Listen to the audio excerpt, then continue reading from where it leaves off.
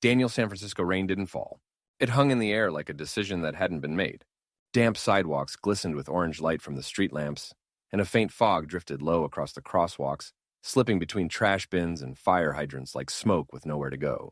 Daniel Joe adjusted his gym bag across his shoulder and stepped out of the dojo, hoodie pulled low over his brow. The door behind him shut with a metallic clunk, the sound oddly final for a Tuesday night. He walked with quiet purpose, each step practiced, not stiff, but efficient. That was how his Sifu always described him. Efficient, like a blade that doesn't know it's sharp. The blend of movement styles came naturally to him. Southern Chinese forms had taught him roots. Korean Taekwondo sharpened his footwork. Krav Maga violence, distilled into utility, taught him how to finish things. And now engineering classes were teaching him how everything broke eventually. He didn't mind the rain. It gave the city a kind of dignity.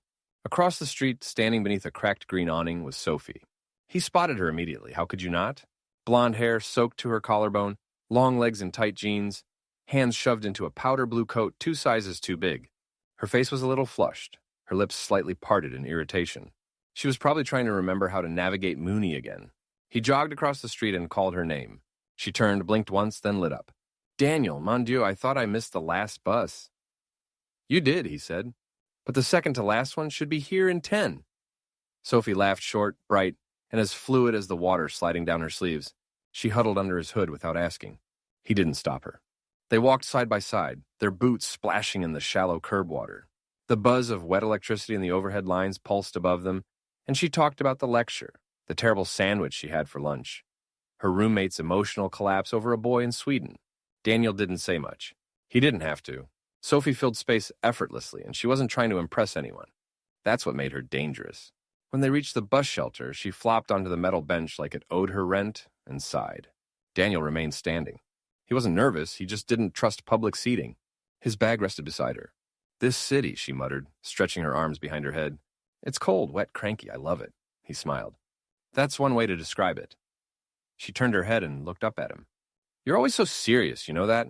Like a professor who moonlights as a secret agent. Daniel raised an eyebrow. Do professors do that? Maybe in France. They sat there, the rain pattering steadily against the shelter's plastic awning, the lights above flickering now and then as if unsure whether to stay on. Sophie's voice softened. You ever think about going back? To China, I mean. I've never been, he said. My father died before I was born. Mom's from here. Chinatown was as far as we ever got. She frowned. That's sad, he shrugged. Not really. You don't miss what you never had. But he did wonder sometimes about language slipping through his mother's lips when she was half asleep, about the strange old talismans hung in the dojo's back hallway, about the scroll tucked in his bag that no one could translate quite right. Still, Sophie said, I think you would like it there. They would like you. Daniel glanced sideways. Would you? She froze. For half a second, the usual glow in her eyes dimmed, just a flicker, and she didn't answer. Then she laughed, quick and deflecting. I'm French. We like wine, cheese, and bad decisions. What do I know? The moment passed. Daniel let it. The rain picked up, growing thicker, more purposeful. It stopped drifting and started falling. Daniel sat down beside her. He rarely let himself get this close. Sophie had a gravitational pull, and he didn't trust himself not to fall. But the night felt quieter than usual. Too still. The wind wasn't blowing. The rain fell straight down like pins into cloth. Sophie leaned forward and rested her chin on her hand. Can I ask you something? He nodded. No, why haven't you asked me out? Daniel stared at the opposite sidewalk. A laundromat with blue-tinted windows flickered behind the glass. A neon sign buzzed overhead. He could hear the distant rumble of a bus, still several blocks away. I guess, he said slowly, because I figured I'd screw it up. That's sweet, she replied, and very dumb. She smiled again, soft this time, almost shy. But her eyes drifted upward, suddenly unfocused. Did you see that? Daniel looked. The streetlights buzzed. The air looked like it was shimmering. His ears popped. The air grew thick, syrupy. His vision blurred, tunneled. His body jerked back involuntarily, like being pulled from the inside out. Sophie reached for him. Daniel? He tried to answer, but the word never made it out. A pressure hit him in the chest like diving too deep, too fast. His heart stuttered. His spine locked. For an instant, the world tore open like a curtain pulled from its rod. Then everything turned white. Chapter 2, Daniel. He woke up gasping. The air was hot, perfumed. Sandalwood and chrysanthemum, burning slow and cloying. He sat up too fast and felt silk slide against his skin. He was half naked beneath a set of embroidered robes, silver with deep indigo trim, and they fit him perfectly. His fingers ran over the fabric before his brain caught up. His skin felt different. His breath was quieter, stronger.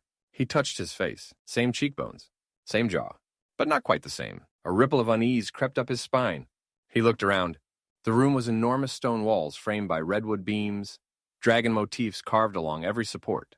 Gauze-thin curtains drifted lazily in an unseen breeze. A polished brass mirror stood angled in the corner. Gold-threaded cushions lay across a lacquered bench, and incense coiled from a black ceramic burner shaped like a lion's mouth. He stood. No dizziness, no pain, just clarity. His feet found balance naturally, as if the floor knew how to carry him. He crossed to the mirror. The face staring back was his, but refined, sculpted, taller, sharper lines, smoother skin. The magic in this body hummed under the surface like an engine at idle. He blinked. The reflection blinked. This isn't Earth. A knock came.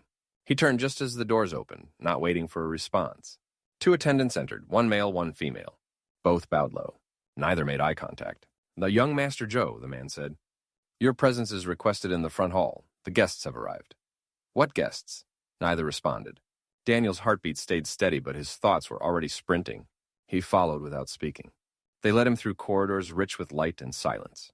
Courtyards passed in glimpses, glowing ponds, tiny bridges, dark-robed guards stationed with quiet menace. The scale of the estate was imperial. He wasn't just in a new world. He was in the home of someone very important. They stopped before a wide set of carved double doors. The attendant pushed one side open. Daniel stepped through. A chamber awaited opulent, ceremonial, lined with crimson silk and gold ornamentation. At the far end stood a lacquered table with a single parchment scroll unfurled across it. The calligraphy was precise. The ink still glistened. Marriage contract, Joe Ethan, Vivian, Lee Mayen. He stared at it. The doors closed behind him with a quiet click. Inside his skull, something shifted. A presence stirred, not like a memory, but like a door creaking open inside a place the mind isn't supposed to have. A voice emerged, low and dry. "Hoy, hey, you dumbass, can you hear?" Daniel paused. Having a voice in his head that wasn't his own, calling him a dumbass, was a new one. Yeah, I can hear you." "Took you long enough." The voice cut through Daniel's thoughts like a wire pulled taut. Calm. Measured. Male. Daniel spun around instinctively, though he already knew there was no one there. "Who the hell? Who do you think? You're in my body." Daniel stiffened. His heart didn't race, but not because he wasn't panicking. This body was too well-conditioned, too efficient. His nerves responded in silence. You're Ethan Joe." "Bingo! You win nothing, except, I guess, my life." Daniel pressed his fingers to his temples. How are you still here? This doesn't make any sense." "Yeah? Try waking up disembodied. Let me know how that tracks." He stumbled backward until his calves hit the lacquered bench behind him. He sat down hard. "Okay, I can accept transmigration, even reincarnation. Maybe even a god accidentally killing me and offering me a place on another world with skills and a harem." "What in the hell are you talking?" Daniel mentally cut off the voice. "But this is not something I can accept. This isn't how these things go. I'm not even supposed to be able to have conversations with you." "Congratulations, you're special," Ethan said dryly. "And now I'm stuck inside my own body watching a stranger pilot it." Daniel took a slow breath, then another. "This is a cultivation world, isn't it? Yeah, where did you reincarnate from? 1,000 years ago?" "It's a bloodline world," Ethan corrected. "Refined genetics. Magic inheritance. Cultivation's for barbarians." Daniel rubbed his face. "Great. Even the ghost in my head is a snob. Bloodline world, remember it. Calling someone a cultivator will easily get you into a duel, if not a blood feud." A silence stretched between them. Daniel stared at the marriage scroll still lying open on the ceremonial table. The calligraphy had dried. "You were supposed to marry her," he said. He pointed at the name Vivian Lee. "No," Ethan replied, voice cool. "And I was supposed to marry Claire Wang, and I did in my first life. Apparently in this one it didn't stick." Daniel blinked. "Wait, I thought you were engaged to this Lee Mayun Vivian?" "Not originally. I got bumped over after Caleb seduced Claire." Daniel froze. "What?" "No, you heard me. New life, new choices. Same bad outcomes. And you're just telling me this now? And when should I have told you? I was waiting for you to stop acting like a guy who hit his head on a manhole cover." Daniel opened his mouth, closed it again, then opened it once more. "Okay, fine. Give me context, gladly. But fair warning, it's going to hurt." The moment Ethan said it, the world collapsed inward.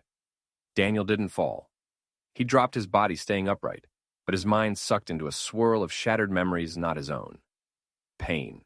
humiliation, a cold bed, Claire Wang's perfect smile too rehearsed, too sharp, her voice clipped and dismissive, her mouth on someone else's throat, applause that followed his breakthroughs, only to land in her clan's name, gripping hands, forced smiles, a whisper against his ear. You're useful, not valuable, and silence, not peace. Emptiness, powerless, worthless, cracked at the seams of his cultivation. A genius no one feared, a tool they no longer needed. Then came the visions, not his, but someone else's. Secondhand memories wrapped in bitterness. A beautiful woman icebound and unyielding. A strong man proud and stupid. Their marriage, a war dressed in brocade. Fights that rattled stone foundations. Magic that cracked walls. Then silence again, this time sharp enough to draw blood. A divorce sealed under the banner of honor. White robes folded with the care of a corpse. But beneath all of that, a tremor, something Ethan hadn't lived to see. A rip in the sky, fire bleeding from the cracks. A scream in a language that didn't belong to this realm. A war just beginning, and the Lee family already dying before the first blade fell. Daniel gasped and sat up hard, lungs burning like he'd surfaced from drowning. His pulse thundered in his ears. The world had already cracked once, and this time someone had to be ready. He was on the floor, sweat beaded down his neck. His pulse still hadn't risen, but his breathing rasped like sandpaper. What the hell was that? My first life, Ethan said simply. Then the encore, at least until your entrance cue. Daniel pulled himself up with one hand on the bench. She destroyed your core. Eventually, Ethan said. I gave her everything. My research, my support, my silence.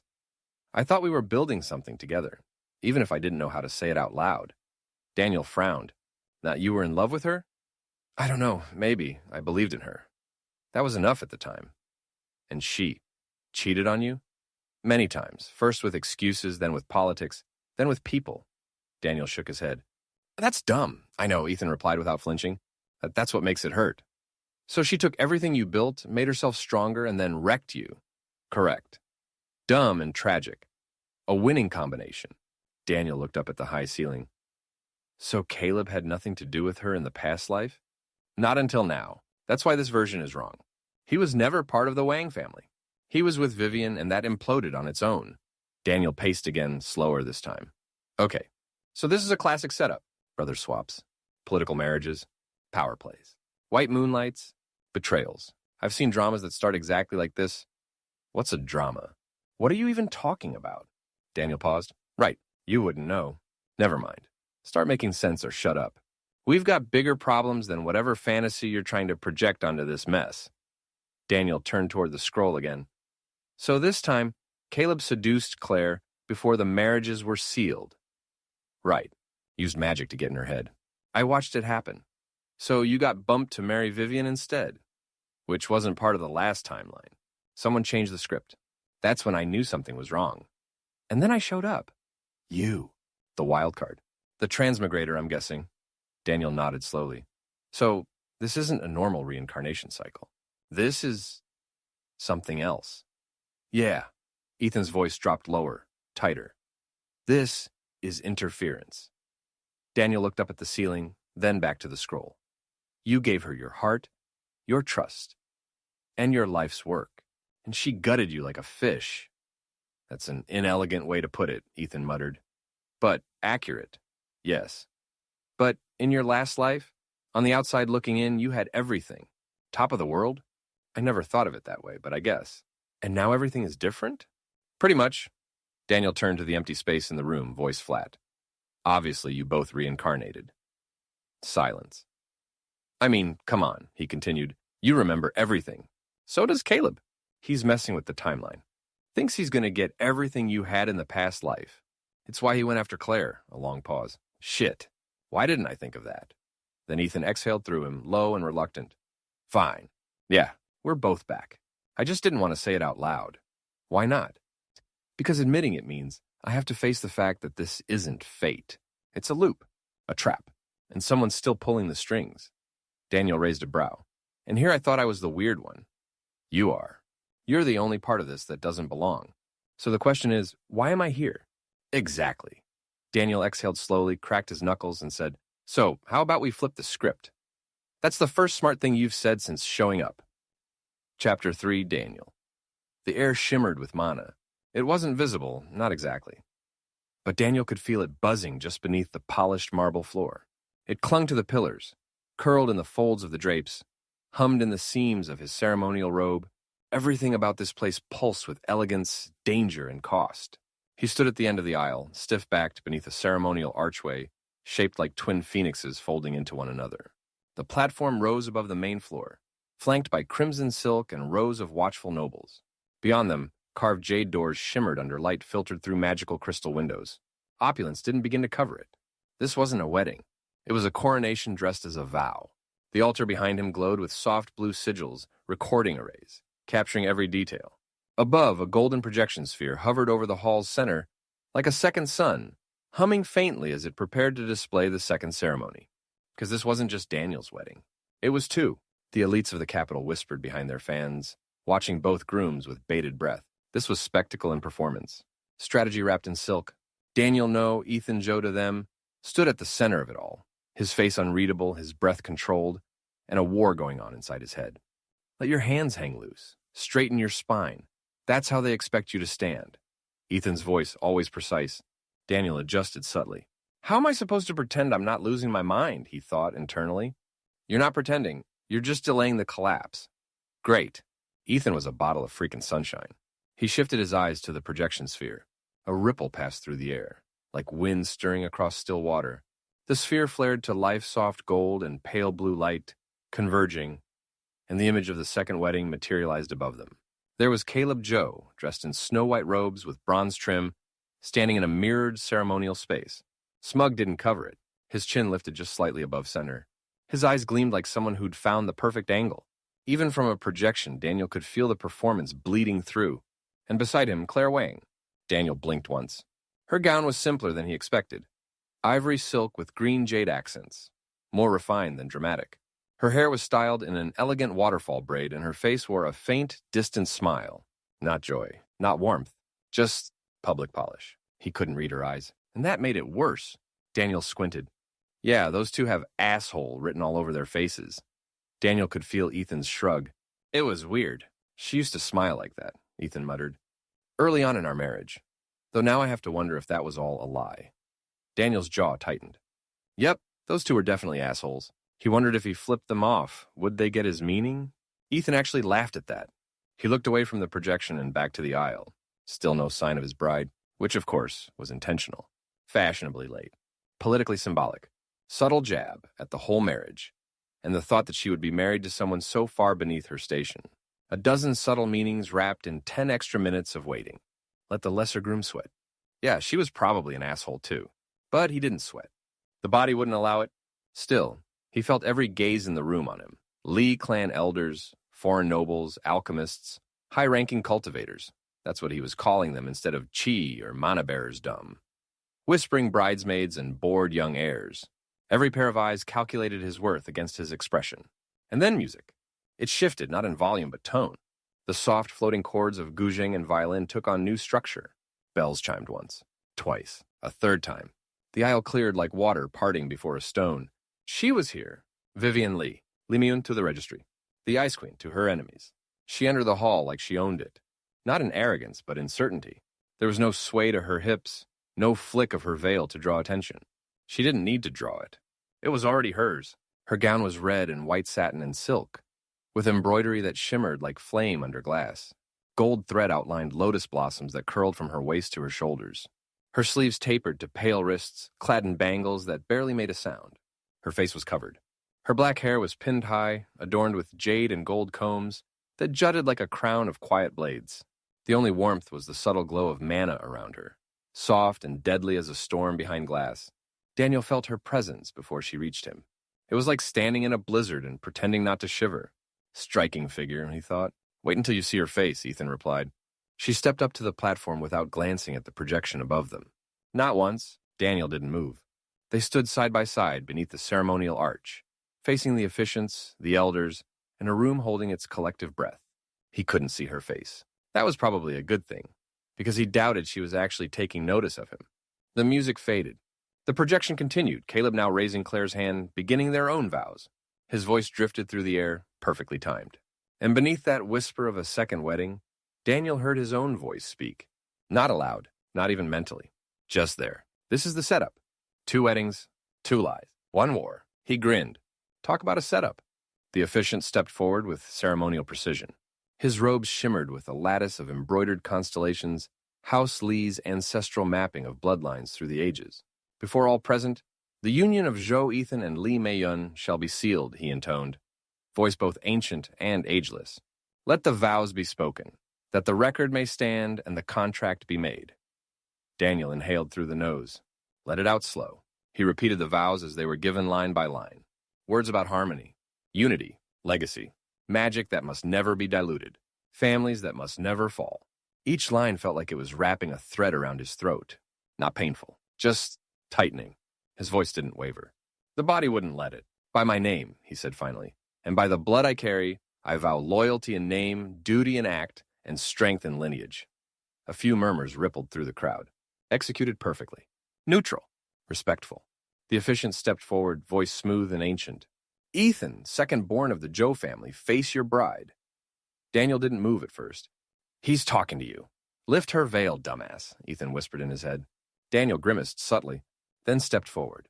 Vivian stood motionless, the veil drawn over her features like a curtain over a painting. Her hands were folded in front of her, still poised. Her very presence had a gravity to it like a drawn blade waiting to be used. He raised the veil carefully. The silk slipped back, revealing her face, and the world seemed to pause. She wasn't beautiful in the way Claire had been, sun-kissed, inviting, marketable. Vivian Lee was the kind of beautiful that made you forget how to speak. Her skin was pale, not powdered, but flawless.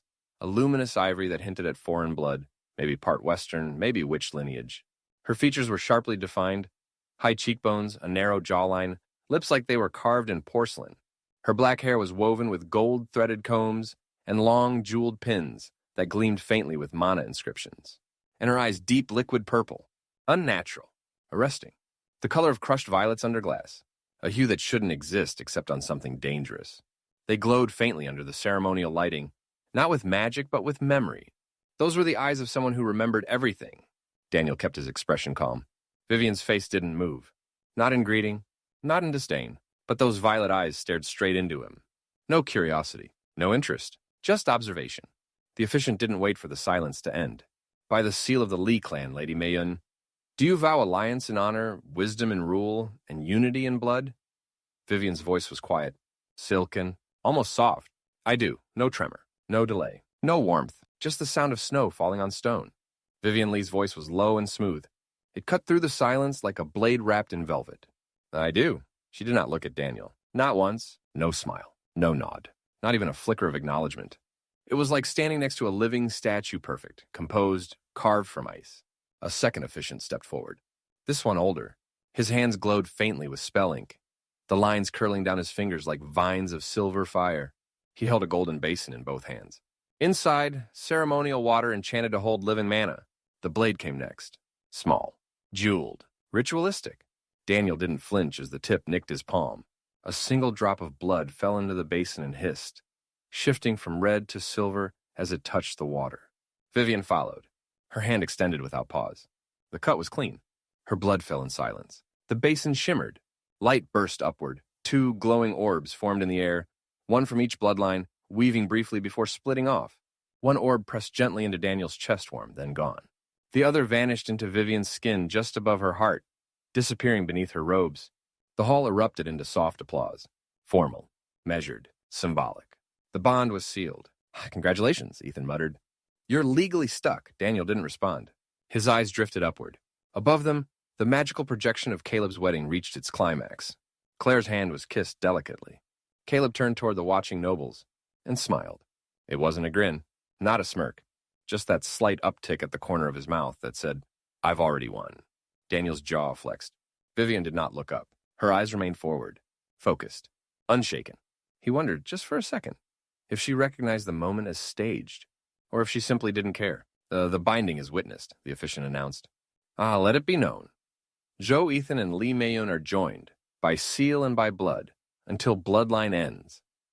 The projection dimmed. The lights softened. And it was done. No kiss, no clasping of hands, no moment of triumph, just the slow ceremonial bow to the elders of House Li, then to those of House Zhou. Vivian turned on her heel and began walking. Not hurried, not slow, just done. Daniel followed. Each step echoed louder in his head than in the hall. She didn't cry. She didn't smile. That means we're still in the game, Ethan said. This isn't a marriage, Daniel thought. It's a contract. And I just signed it in someone else's blood. They passed through the tall ceremonial doors in silence, the world of public performance closing behind them. What waited beyond would be quieter, and far, far more dangerous.